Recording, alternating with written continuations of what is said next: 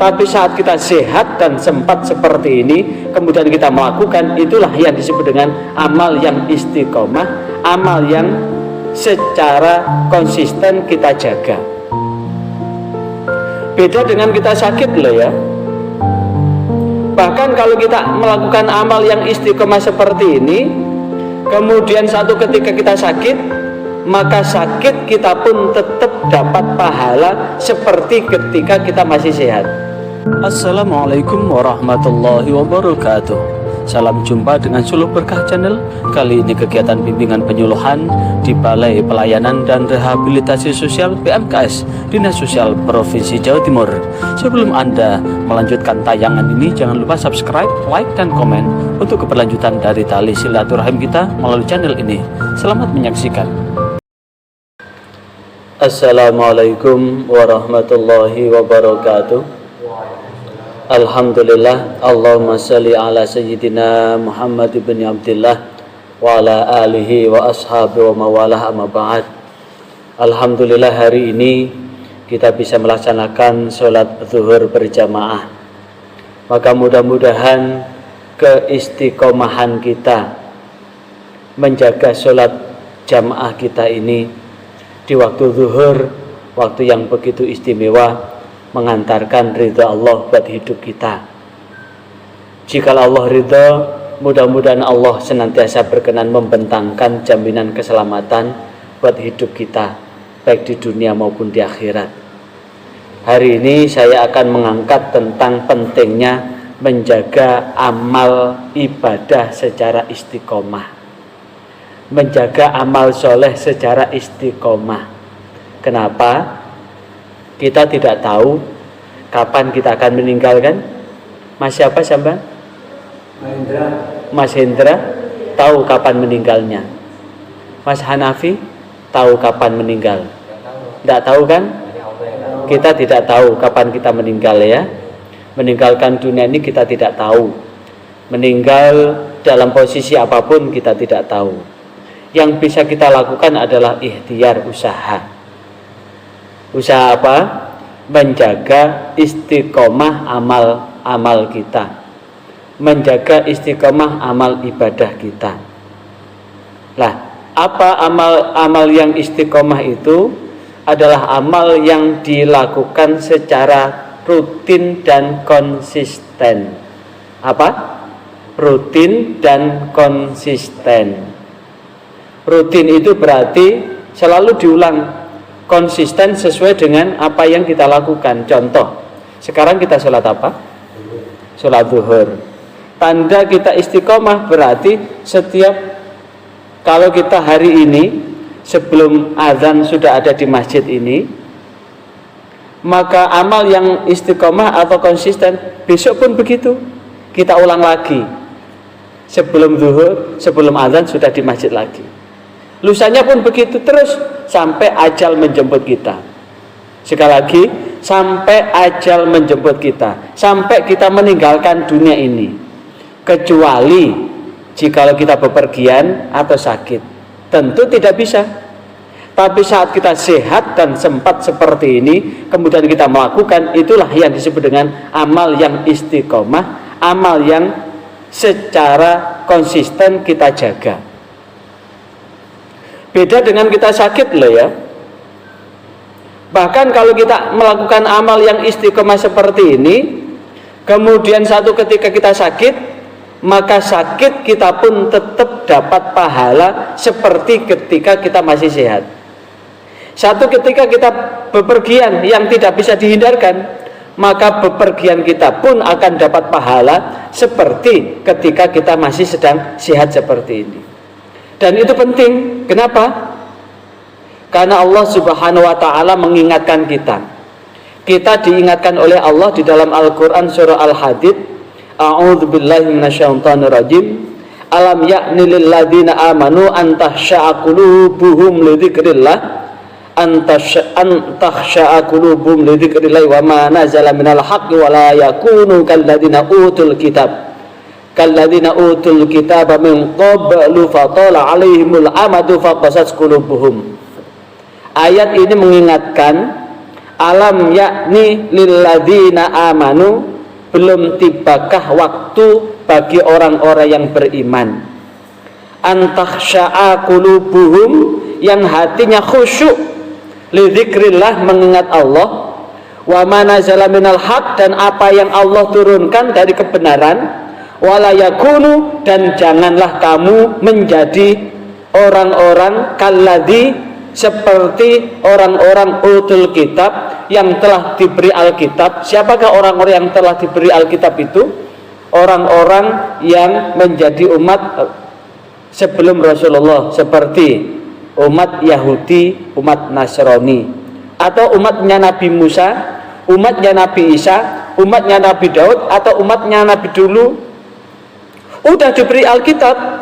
Min qablu fatala alaihimul amadu, dan orang-orang ini kemudian dalam waktu yang sangat lama, dari waktu ke waktu, dari generasi ke generasi, dari keturunan ke keturunan, apa yang terjadi? Faqasat qulubuhum, maka lama kelamaan umat dari nabi-nabi terdahulu ini telah menjadi keras hatinya. Apa keras hatinya itu? Dari biasanya sholat, tapi kemudian lama-lama meninggalkan sholat. Dari berbuat baik, lama-lama meninggalkan kebaikan. Dari beramal sholih, lama-lama beramal keburukan. Itu artinya faqasat qulubuhum, maka mengeraslah hati mereka. Dan ini dijelaskan Allah yang lain di dalam ayat yang lain, Al-Quran surah Al-Hadid ayat 27, wa qafaina bi Isa bin Maryam, dan kami susulkan pula Isa putra Maryam, kemudian wa atainal Injil, kemudian Allah turunkan kitab Injil padanya, wa ja'alna fi qulubil ladzina tabau, dan kemudian Allah menjadikan buat mereka hatinya mengikuti apa yang Allah perintahkan melalui Injil itu, ra'fatan wa rahmatan wa rahbaniyatan, dan kemudian apa yang terjadi? Mereka kemudian mengada-ada. Mengada-ada berarti nambah-nambah. Apa yang Allah turunkan ditambah-tambah, diubah sedemikian rupa. Ibtada'uha maka tabnaha, dan kemudian di situ padahal Allah sudah memberikan tuntunan, namun mereka itu mengada-ada. Dan setelah mereka mengada-ada, mereka merasa keberatan. Setelah keberatan, maka kemudian akhirnya apa yang Allah perintahkan itu ditinggalkan. Sehingga apa yang Allah perintahkan itu menjadi diubah sedemikian rupa sehingga menjadi memperturutkan nafsunya. Karena itulah satu ketika Rasulullah SAW bersabda kepada Abdullah bin As, Abdullah Amr bin As. Ini karena yang meriwayatkan adalah Abdullah bin Amr bin As, putranya Amr bin As.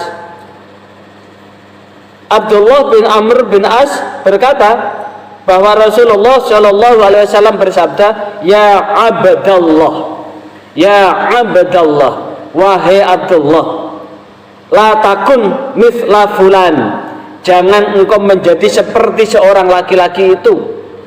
Kana yakumul lail, dia telah melakukan qiyamul lail, sholat pada malam harinya, fataroka qiyamul lail, namun kemudian dia meninggalkan qiyamul lail. Dia sudah melaksanakan sholat tahajud, sholat qiyamul lail, tapi kemudian ternyata akhir-akhir dia malah meninggalkan. Apa yang Rasulullah harapkan? Kita melakukan ibadah itu sedikit, tapi yang sedikit ini kita kerjakan secara istiqomah, secara konsisten. Kita melakukan secara istiqomah. Adapun kita sudah melakukan secara istiqomah, satu ketika kita sakit, maka saat kita sakit kita tetap dapat pahala seperti apa yang kita lakukan di saat sakit itu. Dan bahkan kalau kemudian kita istiqomah, apapun istiqomah, contoh kita istiqomah. Sebelum tidur kita baca doa. Apa doa tidur? Bismika Allahumma ahya wa bismika amut. Sebelum itu baca ayat-ayat yang dituntunkan oleh Rasulullah. Membaca qul huwallahu ahad 7 kali, membaca qul a'udzu birabbil falaq 7 kali, membaca qul a'udzu birabbin nas 7 kali, membaca Fatihah 7 kali, kemudian membaca awal surah Al-Baqarah, kemudian membaca ayat kursi, kemudian ditutup 3 ayat terakhir surah Al-Baqarah. Lillahi ma fis samawati wa ma fil ard wa in tubdu ma fi anfusikum wa tufu yuhasibukum billah fayaghfiru liman yasha wa yu'adzibu man yasha wallahu ala kulli syai'in qadir. Amana rasulu bima unzila ila rabbil mu'minun kullun amana billahi wa malaikatihi wa kutubihi wa rusulihi la nufarriqu baina ahadin min rusulihi wa qalu sami'na wa ata'na ghufranaka rabbana wa ilaikal masir.